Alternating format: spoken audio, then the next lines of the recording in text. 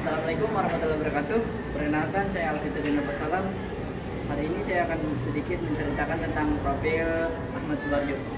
Mr. Raden Ahmad Subarjo, Jojo di Surjo, adalah tokoh pejuang kemerdekaan Indonesia, diplomat, dan seorang pahlawan nasional Indonesia. Ia adalah Menteri Luar Negeri Indonesia yang pertama.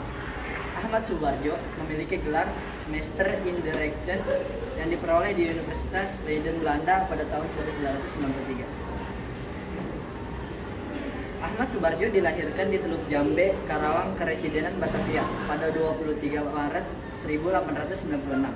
Ayahnya bernama Teguh Muhammad Yusuf, masih keturunan bangsawan Aceh dari Pidi. Kakek Ahmad Subarjo dari pihak ayah adalah Ule Balang dan ulama di wilayah Lueng Kutu. Sedangkan Teguh Yusuf adalah pegawai pemerintahan dengan jabatan Mantri Polisi di wilayah Teluk Jambe, Karawang. Ibu Ahmad Subarjo bernama Wardinah. Ia keturunan Jawa dan Bugis dan merupakan anak dari camat di Teluk Agung, Cirebon. Semasa masih menjadi mahasiswa, Ahmad Subarjo aktif dalam memperjuangkan kemerdekaan Indonesia melalui beberapa organisasi seperti Jong Java dan Persatuan Mahasiswa Indonesia di Belanda.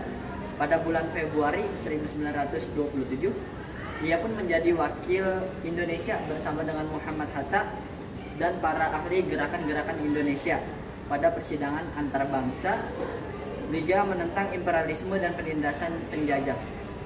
Yang pertama di Brussel dan kemudiannya di Jerman.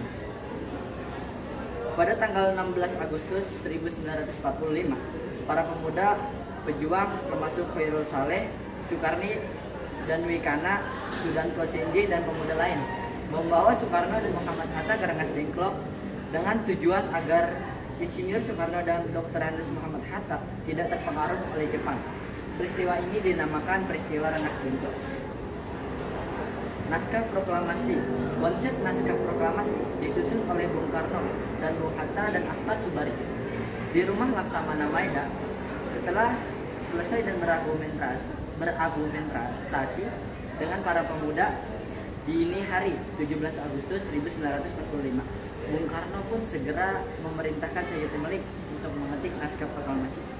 Pada masa setelah kemerdekaan pada tanggal 18 Agustus 1945, Ahmad Subarjo dilantik sebagai Menteri Luar Negeri pada Kabinet Presidensial Kabinet Indonesia yang pertama dan kembali menjabat menjadi Menteri Luar Negeri sekali lagi pada tahun 1951 sampai 1952. Selain itu, ia juga menjadi Duta Besar Republik Indonesia di Switzerland antara tahun 1957 sampai 1961. Ahmad Subarjo Jojo Adi Surjo meninggal dunia dalam usia 82 tahun pada tanggal 15 Desember 1978 di Rumah Sakit Pertamina, Kebayoran Baru.